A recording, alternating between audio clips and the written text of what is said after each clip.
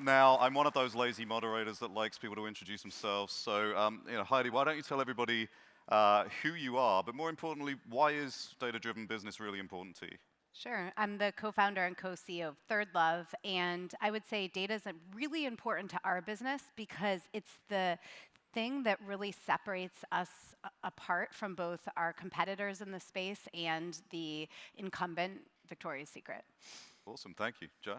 I'm Jaya Kolhatkar, Chief Data Officer at Hulu, and as my title suggests, of course, I think data is the most important thing, and I think it is the differentiator and the strategic advantage if you can leverage your data in a way that enables you to have the best customer experience, because customers tell you with their actions every single day what they want from you. And being able to understand what they are saying is key to success. And I think we all buy into the idea that we have to be data-driven these days. I think that's an absolute given. But I'm always interested in how people utilize that data, what they collect, how they use it, what kind of competitive advantage that gives them. So maybe we can give everyone some real examples of what you're collecting, what you're using, how you're using it, and what that does for your business. Heidi, maybe you could take that first.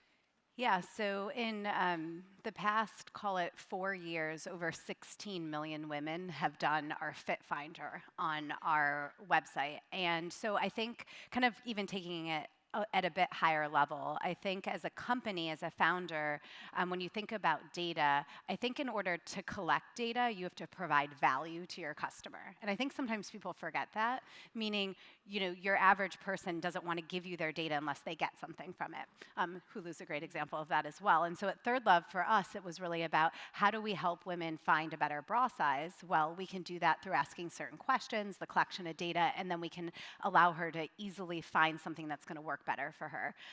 So the Fit Finder is the best example of that in our business. We ask about things that are really unique that most people don't ask about, like breast shape, fit issues, their bra size, and then we leverage that to not only make the size recommendation, but to make everything more personalized in her journey if she comes back to visit us, what she sees, what she experiences. That helps you in making sure that the product is a good fit, but what else does that data do for you? So 2 things. One, it's really about the journey. So for us, it's about where's the customer on her journey from the very, very top of the funnel where she's coming to thirdlove.com for the very first time and knows nothing about us. What do we show her? How do we understand what she needs? So things like talking about our fit guarantee, free returns and exchanges, why our bras are different. That's very different than how we approach the journey of somebody who's maybe in the middle of the funnel where she's a repeat visitor but hasn't purchased, and then down to the bottom of the funnel. So for us, it's really about every step of the way, understanding who the customer is, where she is in her journey, and what types of content we should provide her to help her understand ThirdLove and the benefits we offer. Awesome, thank you. Yeah. Jai, same question. So, we collect enormous amounts of data. We collect literally 15 billion events a day of people, watching content on our site. And, people come under different contexts and for different needs. Some of them might be continuing to watch certain shows. Other people might be trying to discover new things, very similar to how you're thinking about it. Where are they in their journey, and how do you make sure that your product is actually matching their needs at that moment in time? Of course, at Hulu, we do pretty much everything. All of our various areas in the business leverage data very heavily, from really even content, what kind of content should we license or make and things like that, or to marketing, to advertising. And we've been spending a lot of time over the last year or so is leveraging these 15 billion events a day to understand what sorts of products do we need to make for our customers. So for example, last year we were doing data analysis, understanding how our customers actually watch. And what we found is 40% of our customers binge watch at least once a month. And they're watching 2-3 episodes at a stretch. And this calls into the question, is there a different ad product that you could offer these customers so that it does not actually distract from what they're watching. And so the team went off and built a binge ad product, which allows us to predict who's going to binge and then work with our brands to say what kind of advertisement could we showcase that would allow people to have a better viewing experience. We also have millions of pauses. People pause while they're watching. And that's kind of interesting. Why are they pausing? I mean, are they getting a glass of water? Whatever it is, can you leverage that to say, is there an ad solution that you could build out which says when someone is pausing, can you show a static ad, if you will? And they were very clever Charmin ads and drinks ads and things like that, which play to that moment. So we're leveraging data a lot more now in thinking about the product experience for ads, even for our content, and showcasing that. So I'm now dreaming of a future where I'm binge watching, Breaking Bad for the 5th time, and it tells me exactly when to order pizza and beer to get through that experience. I think you're right. Advertising is really interesting because we have got to a world where we are quite blind to ads now, and of course, a large amount of people have installed ad blockers on their browsers because they're just so sick and tired of them. And I think largely that comes from the fact that advertising has just been the throw enough against the wall and hope some of it sticks model. How close are we to turning adverts into something that is more akin to a kind of Google Assistant type experience where it's the right thing in the right place on the right device at the right time, so that it feels like you're actually helping people as opposed to advertising to them? I mean, how close are you to that? So I think we're very close to that.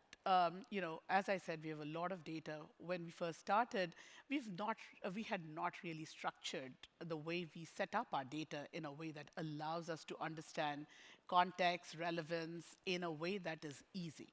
And so now that we have set that up, it makes it easier for us to look at the various contexts that someone's watching, understand some aspects of mood, if you will, and when they watch certain things, and be able to show them ads that are most relevant for that point in time. You have a very different business to Hulu. Does advertising play a part in what you do, and how does it play a part if it does? It's a huge part of what we do. I would say marketing is a core competency. Obviously, we leverage Hulu as a customer at ThirdLove. For us, it's really about leveraging data to understand the right marketing mix. So building things like our internal teams built, like our marketing mix model, to really understand if we want to spend one more dollar, where should we spend it? What does that look like?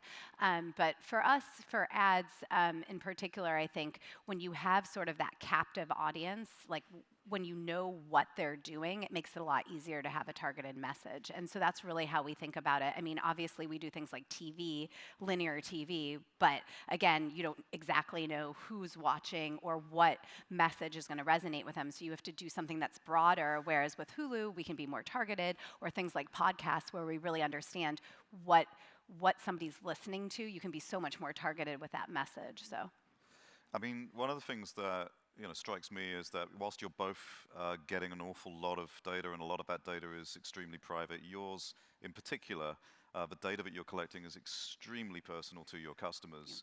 And of course, around the world, we have all sorts of different regulations to think about. In Europe, of course, there's GDPR, and there are many other different types of regulations similar to that as you go around the globe. How are you balancing collecting that data, using that data, but at the same time, not falling foul of any of the regulations and staying completely mindful of the privacy of your customers?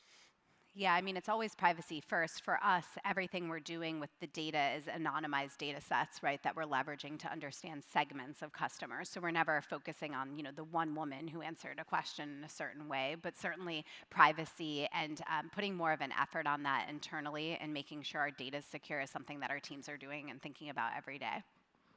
I think it's very similar to how Heidi talks about it.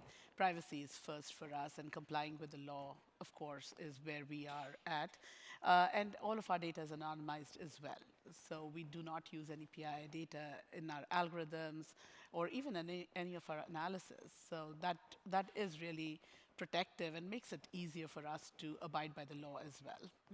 And when it comes to introducing customers to personalization, because it's been a challenge for marketers for many, many years to get to that one-to-one personalization level. Everyone's been talking about it for seemingly decades.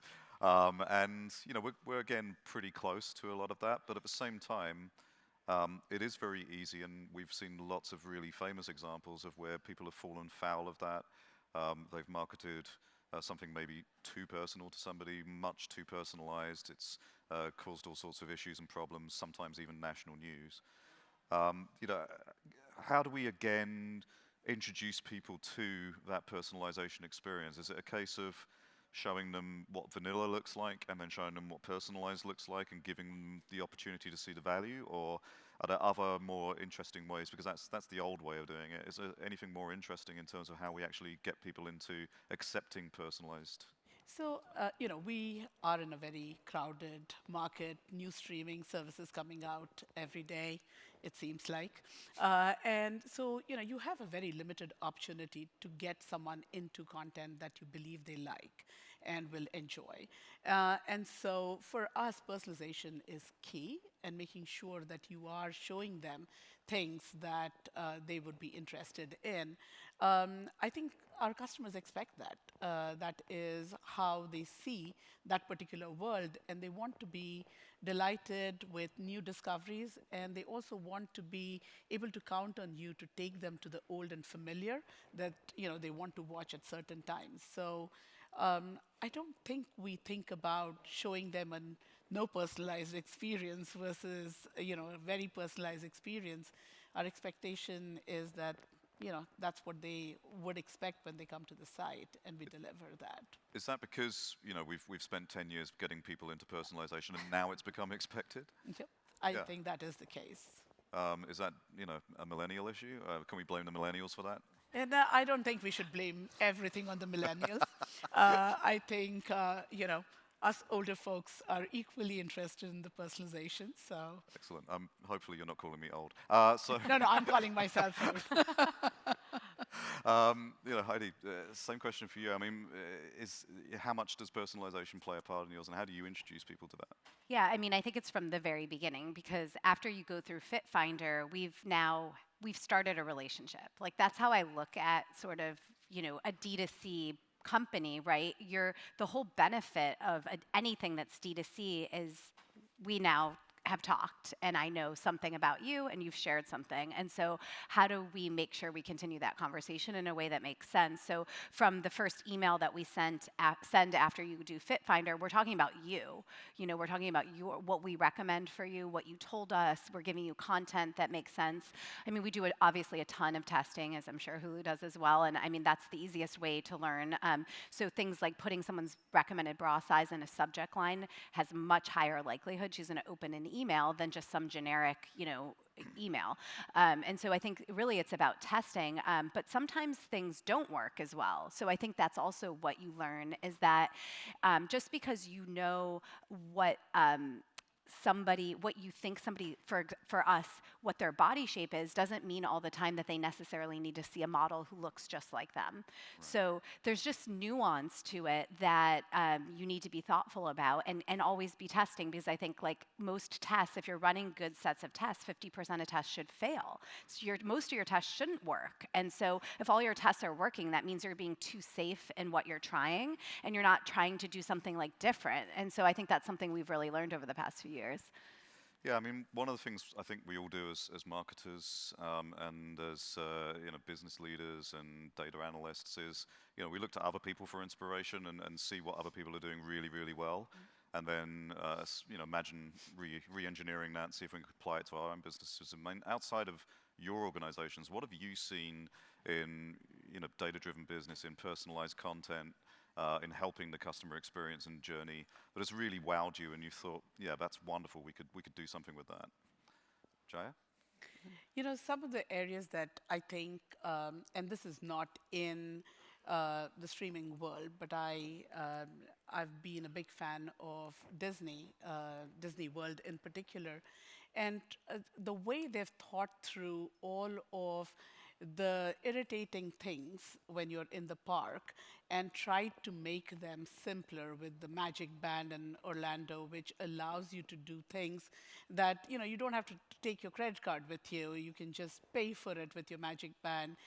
Being able to have your hotel keys, everything in one area. I find that, of course, it's amazing from a data perspective, but I find that it's very convenient. And I think about how they have thought through the problem, the operational aspects of the problem to try and take some of those irritations out.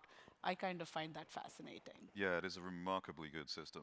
And you can imagine what they can do with that data in terms of flow and hotspots and everything else. Any good examples you've seen, Heidi? I'm trying to think of things I use personally. I think for me, a platform and an app like Good Eggs has really leveraged customer data. I feel like they know me and they know what I need, and I think that's again like the best user experience is something where you feel like the service or the product's helping you in your daily life. And so I feel like what they serve me, the email reminders, they know when I haven't been around and I'm maybe thinking about churning or I've gone somewhere else because it's been a while. Like their marketing is very targeted. And so I think that that's a great relationship with a company. And one of the things that data is really good at is leveling the playing field between startups and larger organizations that have been around a long time. And that's partly because with startups, you have a greenfield site, you get to decide what you're going to collect. You don't have all of those years and years and years of legacy systems and changing between ERPs and supply chain platforms and so on and so forth. Yep. And goodness me, I mean, just the words extract, transform, and load strike fear into my heart. So you have that situation. Maybe Hulu, you have a more mature system and you have your own challenges, but the data has to be right, and especially as we move into a world where we're all using machine learning and AI to get a leg up on the competition and to win the day. How important is it to make sure that your data is from the get-go? I'm going to ask you a different question, but how important is it to make sure from the get-go it is as good and clean as is humanly possible, and how do you maintain that? Yeah, I mean, I think that's a really, really great point. I started my career after business school at Aeropostale, which at the time, 10 years ago, was a big public retailer. And I went to pull some data, and it took me 3 weeks to get data from some team, IT team, and it came back, and then I couldn't even use it to do the analysis I wanted to do. And so, when building ThirdLove, absolutely, it was like, how can we leverage the data that we're getting and make sure it's accessible? But even for us, 7 years in, we're shifting now from Redshift to Snowflake, and we're redoing kind of the platform that we're using, right, for data storage. But it gives us a really good time to take a step back. Something like, we use Looker, as a lot of businesses do, and what we came to find out was, and I was telling this story actually before we came out on stage, was I was in a meeting and we were talking about a certain test and conversion rate, and one person was like, conversion went up, and one person was like, conversion went down, and I'm like, okay, well, like, that can't be, obviously, right? So clean data, leveraging the same data and making that data very accessible to everyone in the business is incredibly important, but it never ends. I mean, you could probably attest to this. I think you constantly, like anything you're doing, it's an evolution, and you have to be checking in at any moment in time to make sure that data still makes sense and the way you're thinking about it makes sense. And so we're doing that today. So I think, yes, we have a much easier system. Anyone at ThirdLove can access the data that's relevant to their business unit, so they're not dealing with a 3-week lag like I did 10 years ago. But certainly, the evolution of how you think about your data, I don't think it ever ends. No, it doesn't. I mean, like when I joined Hulu a year and a half ago, they'd been in existence 10 plus years, behaved completely like a startup. Every single person in the company had access to data. Everybody had apparently their own definition of what a subscriber was. And so I walk in and, like you said, you'd go in meetings and the first 15 minutes would be like, whose data is correct? So one of the things that we stepped back and said is you'd really have to bring in consistency. I mean, when you democratize data, the basic philosophy then needs to be that the data is going to be consistent, it's going to be accurate, and it's going to be accessible. So that when people come up with analysis or come up with business decisions, you're able to, everyone should be able to say, yep, this seems right. And so we've spent a lot of time over the last 18 months in governance, data quality, making sure that there is training where we talk to folks about what does a definition of subscriber mean. How can you have different definitions under different contexts? How should they all roll up? All of these things, I think, takes a lot of time and effort. And the older your company is, I think the harder it gets. So one of the things that I will have advice for startups is, spend a little time in just making sure that you're defining data, and as it changes, make those changes so that you know where you stand at that point in time, and be a little bit cognizant of why you want to leverage data. All data is not equal, so you shouldn't be spending time on, governing every single piece of data, but find out what is important for you and then just emphasize that data and take care of that data. And that comes back to something else we were talking about off stage, which is, we shouldn't just develop things because we can, because technically we can do it. We should develop things that fit the business purpose and because we should do it rather than just because we can do it. So, that's, I think, an important message for all startups. And I remember interviewing Jet.com, actually their very first interview on stage, and they said to me their very first hire was a data scientist. That was the first hire. It was the most important thing to them, because without that data, without that being structured correctly, without everything being available in the right way, they were never going to succeed. And of course, they famously went very quickly to an acquisition. Final question. Imagine you've got a time machine. I would love to have a time machine. That would be great. But imagine you've got a time machine. You can go back to the start of your career in data-driven marketing and in customer experience, but you get to take all of your knowledge with you.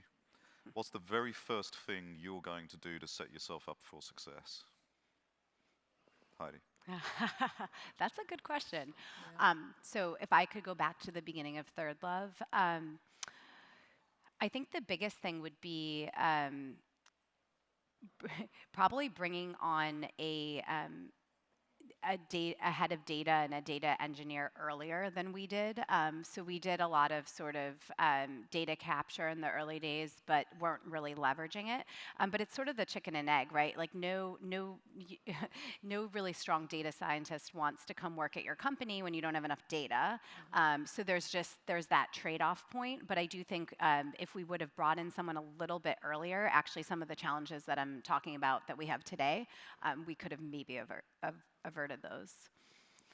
I think if I could go back in time, sometimes when you are in the data space, you think solely about the data, and you don't really spend time thinking about how the business can leverage what data you have. Being able to really understand what the business purpose is would have made me just a much better data person way back in my career.